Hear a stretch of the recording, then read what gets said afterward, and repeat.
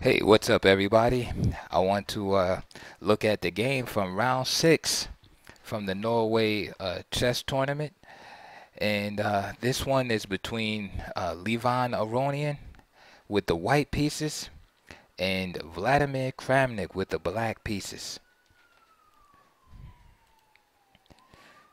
D4 from Aronian and D5 from Kramnik.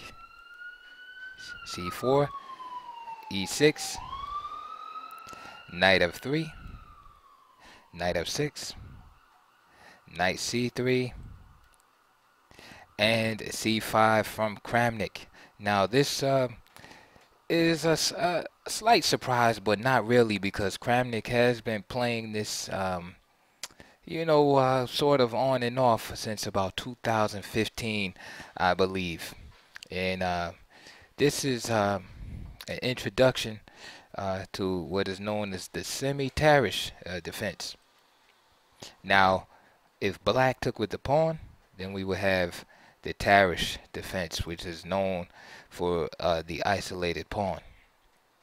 But an ultra solid player like Vladimir Kramnik is not going to play that kind of game. This is the man that has brought the Berlin defense into our lives, and he is going to keep it extra solid and play knight takes d5. Now, as you can see, by placing the knight on d5, it allows the pawn push with tempo. So we see some relation with the Grunfeld defense here, where white is actually allowed and encouraged, for that matter, to build up a strong pawn center. And there's some similarities between this opening and the Grunfeld here. So Aronian takes up the challenge, plays e4, hitting the knight. Knight takes c3, b takes c3. And let me point out that one of the differences with the Grunfeld and this opening is that this bishop is not fianchettoed on g6 as it usually is. And c5 has been played already in the opening, as you saw on move 4. So what exactly is black getting by allowing white to have this huge center? First of all, he's exchanging some minor pieces, as you'll see, and he gets generally a good piece play. Since he relieves himself from a pair of minor pieces, it's easy for him to develop, and the only issue that he really has to deal with is the large white pawn center. As you can see, he's already achieved the c5 break right in the opening, which is very important in queen's pawn openings. And so, again, chess is a game of give and take. And for the small price, well, I can't say small price, a big center, very important. But for the price of giving white this united pawn center, black achieves easy piece placement in this position. So let's go on a few moves ahead so we can talk about some more aspects of the position. So after c takes d4, and here is where this second minor piece gets traded off. All right. So bishop b4 check, bishop d2, bishop takes d2 check, queen takes d2. So now we have a pair of knights going from the board and a pair of bishops. So even though white occupies more space, the fact that a pair of actually two pairs of minor pieces are going from the board, this cramping effect is not so drastic, because one of the things that we're taught is that when we're cramped in the chess position, that we want to trade some pieces. So right out of the opening, white trades, or black rather, initiates the trade of two pairs of minor pieces, and this helps with the black's lack of space in the position. And this, as you can see, fits Kramnik's style to the T. He likes ultra solid looking positions. If you look at the black pawn structure, there's absolutely nothing wrong with it. The only advantages that white hold here, one, he has the center, right? Two center pawns. He has a small lead in development. Okay, so this is what black has to contend with. He wants to catch up in development, of course, and he wants to either destroy white center or cripple the white center. All right, this center is an advantage to white as in its present state. So white wants to, black wants to try to render this center, either try to win a pawn or something, which of course is very difficult just to win a pawn at this level, but at least cripple the mobility of the center, because once the center becomes immobile, then it becomes a liability as it can be attacked. So that's black's job, is to just cripple that massive center and try to weaken it as much as possible. Black strategy, on the other hand, is, if you notice, just like in the Grunfeld defense, you had this 2-to-1 majority on the queen side. This is an ace in the hole for black in the endgame. Again, that's right up Kramnik's alley, being an endgame specialist and loving these openings where, the queens wind up getting traded off, and then he can play these endgames from these type of pawn structures. All right, so this is black's main trump right here, is this 2-to-1 majority on the queen side. But again, that's more of an endgame advantage here. So black's task right now, again, is to try to neutralize white center. So let's go on.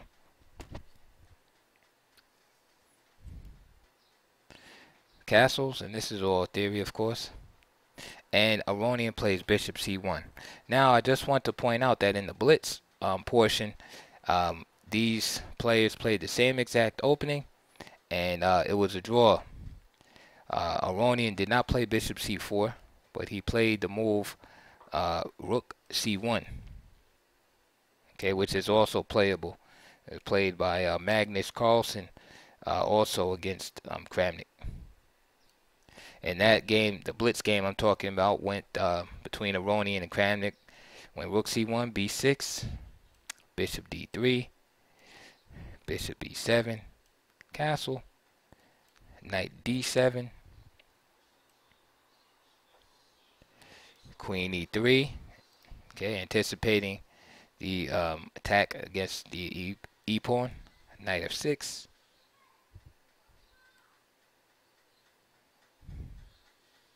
And planning knight e5. Notice how the queen being back here, the d pawn will be unprotected. So queen to e3 serves the dual purpose of protecting the d pawn and the e pawn. Okay, so Aronian had played knight e5. And again, this is a blitz game. Queen e7, connecting the rooks. f3. Very useful move in these type of positions where white pretty much just reinforces his center permanently. And again, it's very hard for black to try to win a pawn or tear it down in this manner. So when the center is this compact and solid, the only thing that black can really hope for is to restrict the mobility of the center, which also makes it weak. After f3, rook fd8 was played. Bishop b5 from Aronian. Rook ac8. And a4. h6 from Kramnik. h3 was played. And I want to take a moment to just point out to you black's piece development. Notice with the absence of the two pair of minor pieces, the bishop and the knight, how easy black's development is. Even though he's a little bit cramped because white has more space, occupying 4 ranks. Excuse me, the first 5 ranks rather, and having a nice pawn center. It's still easy for black to find positions for his pieces. The pieces are not awkwardly placed. The bishop is on a natural diagonal. The knight is on its most natural square. So is the queen, and so are the rooks. You can't really ask for better piece placement here. So it's up to white to try to make something, out of black's super solid structure. And here's where I want to, just take a second and try to explain what white is trying to do here. White, of course, wants to advance his center. Sometimes it's going to be the E pawn, sometimes it's going to be the D pawn. The key is for the pawns to be at first restrictive.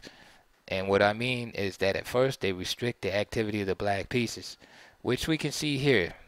Although black's pieces are well placed, it's really difficult for them to do anything in the center or really move around. Okay, if the game ended here, it would be great for black because he's kind of improved his pieces as best as he could. But chess, you have to move, and with the dominance in the center for white, it's hard for black to transfer his pieces around and such. So white wants to first restrict, which is what he does, but then he wants to be able to push his pawn. Sometimes e5, right, knocking the knight away, but then he has to be careful of the weakness on the d5 square once those pawns are no longer united in the center. But sometimes he can push the knight away and play moves like f4, f5, and conduct a kingside attack. Another plan for white is playing the move d5 at the right time, and after e takes d5, isolated pawn appears on the board, which again can be a liability or weakness, but white takes on the isolated pawn with the idea of queening that pawn or putting black in a position where he might have to sacrifice a piece to stop the pawn, what have you. So those are some of the different ideas that white has in the position. Another idea white has, especially behind with this idea of a4, is to stop black's endgame idea of utilizing this 2-to-1 majority. Sometimes white will attack the majority early in the game, create an isolated pawn, and then attack that pawn. So let's just look at this this Aronian blitz game first. So h3 happened, 98 by Kramnik. And Kramnik here, again, being fantastic player that he is already anticipating the move d5. And remember, if you can't win the pawn, you can't win any of these pawns in the center, right? The best thing to do is try to cripple the majority. And this is what Kramnik does. So after 98, knight c6, right, forces black to give up the bishop here. To give up his remaining bishop. This is a very slight advantage for white, right? Bishop versus knight, right? But that's how chess is. You accumulate these small advantages. And after bishop takes c6, Kramnik played knight d6, and then came d5 from Aronian, and then e5. And notice the knight is blockading this pawn and having influence here, right? This is why the knight is the best blockader. All right, and Kramnik went on to draw this game here. Okay, let's go back.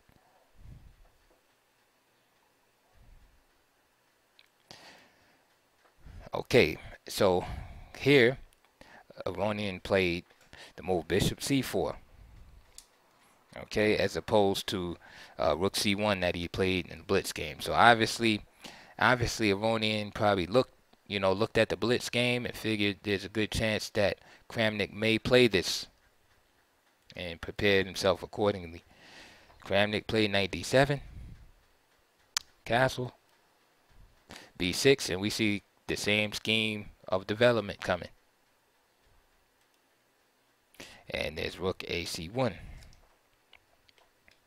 Another game, A4 was played by Peter Svidler against Kramnik, which continued, and I won't belabor the point with these variations, but I just want to give you an idea of how the black plays in these positions and how white plays, by just giving you a brief foray into these other games. And we see this idea of Svidler of attacking the black queenside pawn majority early.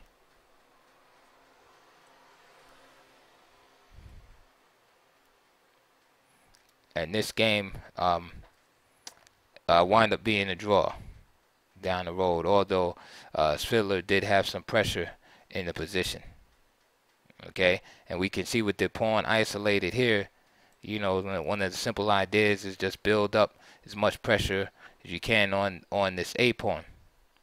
All right, while maintaining the center, because it's real hard for black to attack the center when he has to deal with his own weakness. All right, so now and get back into the game here. So Kramnik played b6, Aronian rook ac1, bishop b7, and here he, instead of just trying to protect the pawn with say rook fe1, a move like queen f4, all these moves are possible. He plays d5. Okay, now with the obvious idea of taking here, so this is a threat to Kramnik's pawn structure. All right, he doesn't want to allow d takes e, and then f takes e, and then have pawn looking like that, pawn structure looking like that. All right, it's not good chess. However, it's double-edged because say at the move like knight c5, attacking this pawn and protecting this at the same time, because once these pawns or once one of these pawns are moved, they're no longer as strong as they were. Right, the dark squares immediately grow and increase in value for the black pieces. For instance, this square is available now. Okay, this square is easier to attack. All right, so this had to be something that Aronian was looking at before, because it's a very committal move. So d5, Kramnik plays knight c5, rook fe1, queen f6. So you see the idea how the dark squares are being exploited here. But again, is it enough? Queen e3.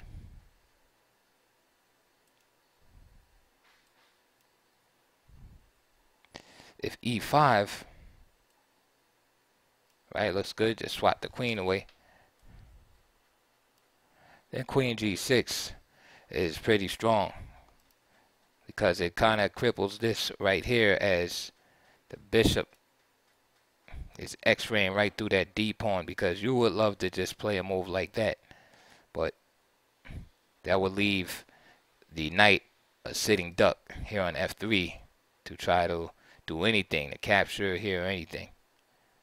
All right, so after say queen e3, bishop takes d5 is possible, but why not just e takes d5, hitting the knight.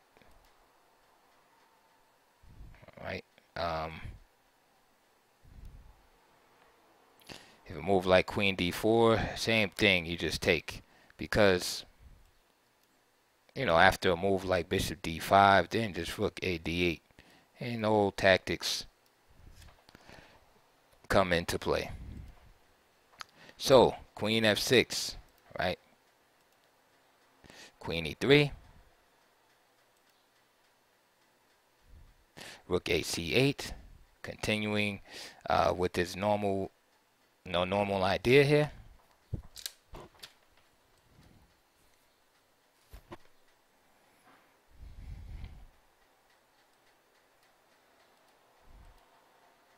And now e5, And notice that queen g6 is not as effective because the queen is standing right next to the knight now. Queen g6, and it doesn't have the same potency here. Now d6 can be played because bishop takes knight is not a big deal because the queen is just standing right there.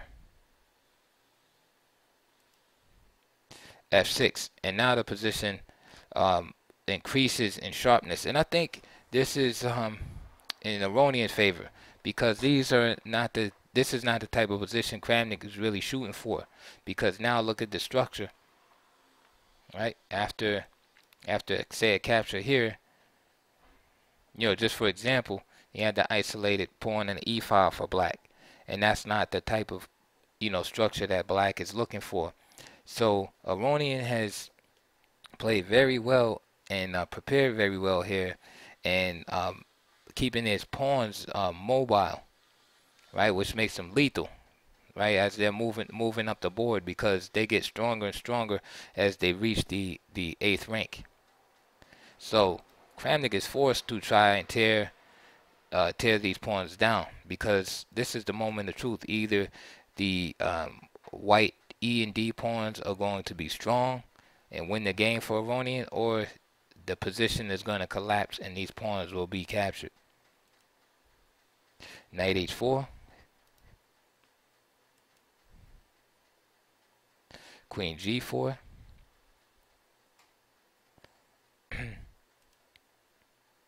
g3,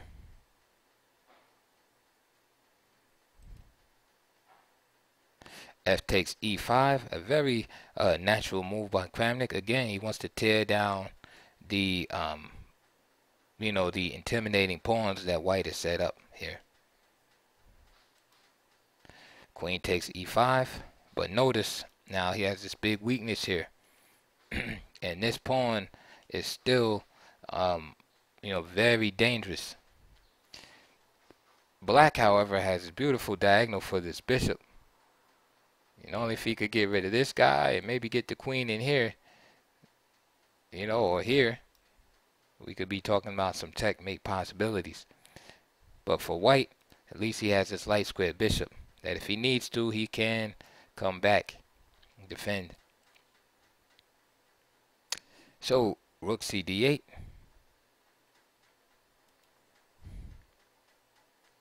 f4,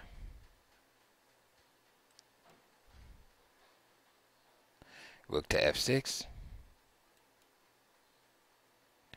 and Aronian plays rook c3. Another interesting idea that I first thought of, I don't know how good it is, was f5. Just kind of like trying to exploit this pin here. But then maybe bishop c8, just keeps, I think white is still better, but keeps, bishop c8 kind of keeps things together. This move right here, though, rook c3 is just a hurtful move right here, and at this point, I think white is very, very close to winning at this point. Rook h6. Of course, there's this threat to take, trying to exploit the opposition between the queen and king. He just attacks the queen.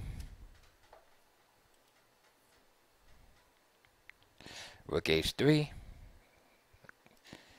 Same idea. Rook takes h4, followed by checkmate with the queen. But easy enough to parry. Queen g5. And the idea, of course, is not rook takes here and queen takes, because it would still be checkmate, but simply a threat here. The queen takes rook. The rook is hanging.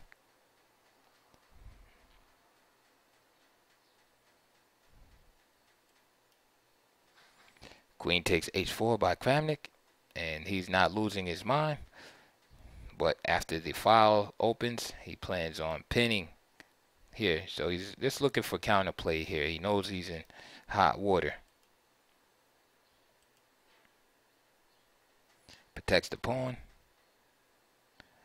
and Kramnik is trying to set up a blockade here. F5.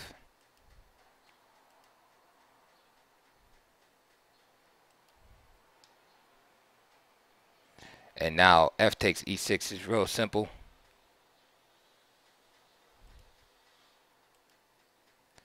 Bishop takes E6. Bishop C4, and we see Aronian just simplifying.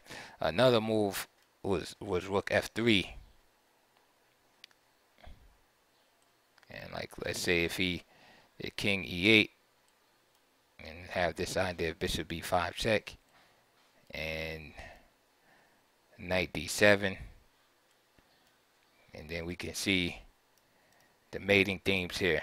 The bishop has a knight pinned, and checkmate is going to be forced in a few moves. This is good enough. Just up the exchange, pass pawn up here. So of course Kramnik does not want to trade down. Rook E3, G6, and once the rook penetrates to the 7th rank, and we can see this double attack here, Kramnik decided to resign. And this is an impressive game by Aronian. Kramnik is clearly one of the specialists in this variation, and it's not like he just picked it up. He's been playing it for a couple of years, and Kramnik is usually top-notch in this preparation, but it seems like Aronian caught him off guard today. And just notice how these two pawns are just sitting here, right? They never, Kramnik did not make it to the end game, so to speak. Even though, we can say, oh, this is an end game, it's more like a, like they like to say about the Berlin end game, a complicated middle game. Okay, because there's still a lot of tactics where black can potentially be mated, etc., etc. So he's still far from, achieving the goal of moving these pawns down the board. So it's very impressive. And then we saw the execution of one of the plans that I mentioned, which was to push D5, allowing that isolated pawn, which again can be good or bad, but in this game it served as a bone in the throat of Vladimir Kramnik, and he's forced to resign in only 33 moves. So I hope this lesson was beneficial to you, and please like, comment, subscribe, and I'll see you guys on my next analysis.